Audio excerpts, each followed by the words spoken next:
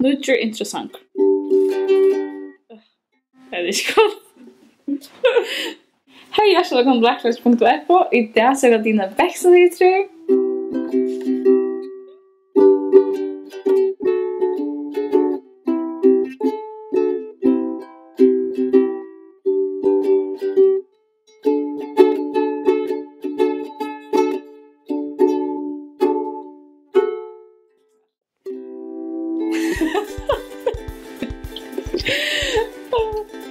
Det är gott att vara aftur, tykkum. Och här, VAKURLEIKI.FO, YouTube. Och det är länge sedan jag just snackade ordentlig video. Lägg 8 sen stod sen ut här öppna en packa, men till sen sen jag just snackade sort ordentlig video, så det är så att vara aftur. Jag har just ordentlig sommar, jag upplever ordentlig, som jag kommer att dela vid tykkum framöver. Så tar jag stått lite. Och en sannleiki som blev eller størri fyri meg da jeg var i Mexico var Týdningurin av Orð Guds Bíblian. Hvussu týdningarmikið tar við av spurningar og yvamal av vi får aftur til Orð Guds. Så jeg får deila nøkur ting vi tykkum som blitt inspireret av i síðstuni da jeg var i Mexico og reaches av trúbarnar og øysne nu tykkum heimaftur fra talum og Bíbliutímum som jeg har hørt om týdningin av Orð Guds. Så det som kunne jeg deila det var inspireret av det som jeg har lært i síðstuni. Første part. Ja. Til daglig så røyner jeg å sette meg for å lese en kapittel i dagen. Og til 2 år så det strøy for meg å bare lese den ene kapitlen, og jeg må da presse meg selv om å sette meg 4. Og det var en dag da jeg akkurat som hei rikt ved å lese den ene kapitlen, at jeg sier det vi god at jeg hei det så rikt ved det. Og 17. dag så snakker vi med vinkene fra Mexico. Og jeg spurte henne hva hun leser i Biblia bare nå, og hun har henne lese i Atlan. Hun husker også om det kunne gjøre det lettere til meg å lese. Og hun fortalte meg at hun rønte sitt beste, sette seg 4 at lese Orð Guds hver dag. Og bare nå så strødste hun ved at det er å føle seg rett antall leve i Guds året og å lese 6 kapitler hver dag. Og henne ønsker å være kommet til bøkene tverrfør året. Og det var utrolig rannsakende for meg til at det var ikke så at jeg fikk henne gå og lese i Atlan fra henne, men det hjalp til meg å sette noen ting i perspektiv, og jeg sa liksom min egen holdning til å lese Guds ord. Det slår meg at det slår meg som jeg sier, og jeg får huske om hva jeg husker, eller hva perspektiv jeg har til jeg leser, eller setter meg fri å lese bøkene. Jeg leser denne øyne kapitlen som jeg er så ringt ved å holde 6 kapitler om dagen. Jeg har aldri trodd at rannsakere at jeg husker om mye skjønner meg i mål til henne skjønner meg. Hun yngste virkelig at lese Guds ord tverrfør året. Vi tverrfør eier kommer kjenne Guds hjerte. Og jeg husker at mye skjønner meg i morgensis og jeg burde eller i øye. Og jeg husker meg at det er ikke rett å huske når jeg har at jeg vil lese Guds ord av et øye, eller vi burde. Til det stender, ferdig sånne gjørsting fruer er det sånne fruer, og til frelse over Kristus gjørsting fruer. Standet til faster og lett jeg ikke legge under kjeldomsåk. Og jeg husker meg at det er måneden av min huksene og henne at hun sier, jeg ønsker og jeg vil, og jeg husker og jeg burde. Og jeg tror for at måneden er at det er kjeldomsanden og frelse og at lese Guds ord. Jeg tror for hun eller hever og heier ta et veldig frelse og en kærlighet til Guds ord og komme kjenne han bedre. Og det gikk opp for meg at jeg måtte brøyde min huksener hatt ta jeg lese Guds ord, ta jeg tætje bøybene fram. Ikke at jeg burde og 8, men husk at jeg er fram i kjæretter å lese Guds ord. Jeg høyer å kunne ta seg ved Gud, gjøre hans ord. Det er fantastisk å kunne njøte samværende og nærværende ved Gud og i hans ord i Bibelen. Og jeg husker at det er noe så viktig at vi tar med oss en huksner og tar vi taker Guds ord fram og leser det. Så jeg videre åpne for det som Gud ønsker at si at Gud gjør hans ord. Og jeg tykker at det er større måneder av huksner har hatt noen, jeg burde eller skulde til å lese Guds ord, og wow, Gud er så underfull, og jeg ikke kommer kjenne hans hjerte og hans ord bedre. Og jeg tykker at vi har et forvittne og en glede, og en spenning ved å lese Guds ord, så får det brøyde og brøyde hjerte, og brøyde det som vi få bort ord här vi läser Guds ord. Jag hade också att det är en stor skickning och jag läser Guds ord och kommer att känna det här. Det är Guds ord som är våra kälda till våra kristna liv.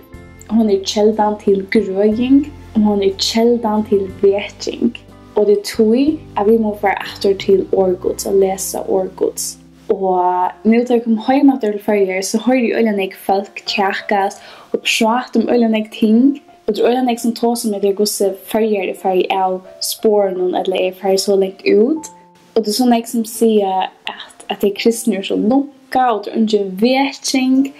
Och det gick upp för mig nu när jag kom aftur att det är en orsak till allt det där. Och jag kan spåra om de känner orsakerna. Om de känner orsakerna till att tryggvande blir långa, att det är för en loj. Om de känner orsakerna till att tryggvande görs vojk. Om de känner orsakerna till att så få komma till omvändning. Och om de känner orsakerna till att de vetjing och följer för en loj. Och jag tycker att orsaken är enföljd och hon är ögon. Och jag tycker att orsaken är att han vi känner inte Orð Guds. Vi läser inte Orð Guds. Jag tycker väldigt många av oss halda vi känner Orð Guds och vi halda vi läser Orð Guds. Men jag tycker att de flesta gör inte eller läsa lite. Och vi tycker att alla av oss kunde känt och läsa Orð Guds mera. Och känt Orð Guds bättre. Här var det kanske att jag kunde göra det här. Och vi som inte bara läser Orð Guds men också att vi tackar och gör hjärta och sinne. Vi rannsakar oss själva. Det ständer i psalmen.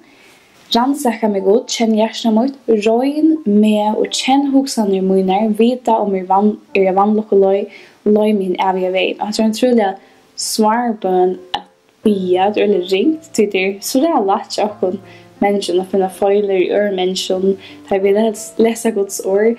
Men det enda som har god verkligen kan arbeta och kan bröda hon är att vi läser hans ord och ta det till oss och rannsaka oss. Så att Gud kan släppa arbeta i åkara livet. Och det är här som en vetjing börjar. Och Guds verk börjar. Det börjar här i åkara. Här som vi är och som tryggvande. Och i åkara samfällar vi Gud. Och jag husker att det må vara åkara bön så lös att i Herren sänder människor åkara lös som har spurningar. Att vi kunde svära dem vid en och väntan av krossen. Inte svära för att vinna tjäk eller en diskussion eller har vi oss själva upp eller präckva näka. Men vi kunde svära vi tog för eget att vinna dig för Jesus. Att pojka dem av Jesus och pojka dem av Golgata. Vi hade oss det värsta att be för att Gud må ge oss styrka och visdom och ödmjukhet till detta. Så jag ska spela dig om kvart är så Orð Guds för oss tryggvande. Och kvart är det för te och kvart är det för mig. Så jag får läsa 16 känd vers om Bibeln, eller om Orð Guds, och om avskamna som Bibeln eller Orð Guds server. Men mer läses versen som kanske är väldigt känd för dig, så hoppas jag att det skulle huxa kvart till att säga för mig att dessa versen säger om Orð Guds om Bibeln. Och Guds öger att det är att avskama mitt liv till switches och sannläggarna om Orð Guds och om Bibeln. Till Orð Guds är livande och har kraft och är kvassar i näka tviga svör. Därför tjöknon intill det kluver skall anda livmärk och dömer hoksaner och rå hjärstans. Du känner för badning av hinner höjliga skrifter så kunde du göra visan till frälso av vi trunniga Kristus Jesus. Allt skriften är inblåst av gode och är nyttlig till lärdom, till samföring, till rättläng, till uppfostran och i rättvise så god människa kan vara fullkomlig först för att göra allt gott verk. Vever Guds är fullkommen, och Herrans är röjt, han är töjmen skölder som söker sig sköld till honom. Hvussu skall en unge halda ved sin røyne? Jo, vi halda sig efter året töjmen. Jeg går i år tukt i hjärstanon för att det skal ikke synde med det her. År tukt er født min likt og ljøs av løgnmøyne. Allt årtugt samanlagt er sannleiki og til evige tøyer stender öll rættvis lovtøyn fest. Jeg vånar av Herren, salmen vånar og i boje etter året hans æra. Men vi gerar årsens og ikke best høyrar tess, til vi tøy dara til tykkum sjolvar. Ta sier han, jeg sælger til som høyra Orð Guds og gøymot her. Det som så av värmeddeltorner är han som höjer året men som tøymelig sturan och svikalig lockan rydder dem sin skøvertal så där ångan avväxt ber. Men det som sover gåjer han som høyrer året og fæter det, og som blir avvøkst, og en gjør 100-falda, og en 60-falda, og en 30-falda. Han svarer, skriv menneska lever ikke av breie, men av hver året og gonger ut av munnet Guds. Jesus sier til jødene som var kommet til trygg av han, vera tid og i åren møgnen tid av sånne lærersvenner møgner, og de skal skilja sannleikan, og sannleiken skal gjøre det kan frie. Græset blir torst, blomman følner, men Orð Guds akkurat sender fast til evige tøyer. Så skal Orð mot vera som gonger ut av munnen møgnen, det skal ikke komme temt etter, men skal gjøre det og jeg vil, og hava etno at avrika det og jeg sender det til. Lært i Kristus byggva rykliga mellom tykkere, så til de ødelen visdom læra og amena hvert annet ved solmon, låsongen og andalig visdom, og sinje indeslige og gjørsen tykkere for gode. Så jeg vågner at hver øyne tykkene kan svære for tykkene sjølve hva hette her å sige for tykkene, eller hva øyre her å sige fram etter for tykkene. Og hvordan hette her øyre at avvirke akkurat lov. Og i disse versene så sier vi hvordan ser at det verst at investere i at lese Orð Guds. Så det gaglet for åkken på flere måter. Til evet, til at det er vidkommende til evige tøyer. Til visdommer, til rødt føje, og til sannleiken, til styrkjende. Og det kan være åkken hjerte og holde åkken fra sint. Og da vi leser i Matteus kapittel 4, så synes vi hvordan Jesus vinner av Satan vi bare at sitere eller endurgiva vers. Og jeg husker at det burde egentlig mot liv, at jeg brukte mer tøy og Orð Guds, mer tøy og orsk at lese det, og komme å kjenne det, og minnes det. Og jeg synes jeg bruker det i det egen. Og jeg synes at jeg leser Orð Guds, at jeg husker om at det fra mitt kjære aftur, at det en glede at kunne lese Guds ord, ha samfunnet ved ham, og være hans nærvær til man leser Guds ord. Så min bøn at vi sammen må komme å kjenne tydningen av å lese Guds ord, og komme å skilje hvordan størst at vi kunne ta. Og jeg yngst og byr for at vi hver skjær må sette oss fri til å lese Guds ord hver dag. Og hos meg at ofte tar man om veking eller brøyding, men den brøydingen som Gud gjør ikke i noen større land eller mellom nekkfolk, men det gjør Gud mellom oss personlige, mellom oss og han. I samfunnet vi Gud det at det hender en brøyding og en veking i okra livet.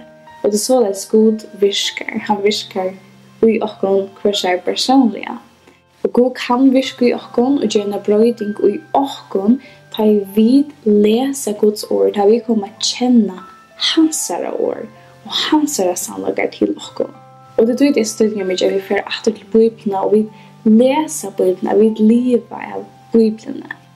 Og om du ønsker å komme å kjenne Guds ord bedre, hvis Gud har vært lagt her til hjertet nå til dette videoet, så vil vi melde deg til å se at deg til fire, til å se at deg gjør det. Og jeg synes at det ikke er så lagt om man kjører ho.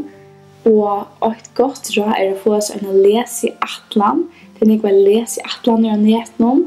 Annars kunne du gjøre deg øyne selv som passer til deg. Det som de kunne bryr vi om det 5 vers, eller 6 vers, eller en kapittel, eller flere. Det som tid klarer å sette deg 4. Det er som er det viktigste. Og jeg synes at de får spurt ur det som de leser. I sommer så fikk jeg meg en sorg å lese i atlan.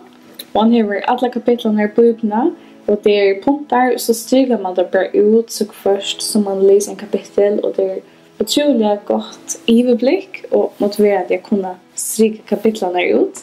Så man ser hva man vil være og hva man atler seg å gjøre. Annars er det snill godt å begynne med Nødtestamentet hvis det er noe som ikke har vært lese i Bibelen før. Så, ja. Det er noen bøker som du vil anbefale. Ok. Annars, jeg synes det jeg skulle gjøre å lese bøker som kunne åpne dere eget for sannleiken og dørgruppen som vi tar i bøkene. Og her er flere bøker. Heter en kommentar etter John Phillips. Og her er også 2 bøker etter Versby, som også ordentlig år. Jeg har alltid det bra å holde noe strett. Men efter för att säga tack för det och vi ser just efter nästa fyr. För vi har torsdag och kött. Och vi sitter för instyr, några evner, några spurningar, sänder in och så kommer vi kanske bruka det som husskott till en framtida video. Så tack för det, vi ser just. Bye! Är det okej? Okej. Jag är så nervös. Det är störst att lunch.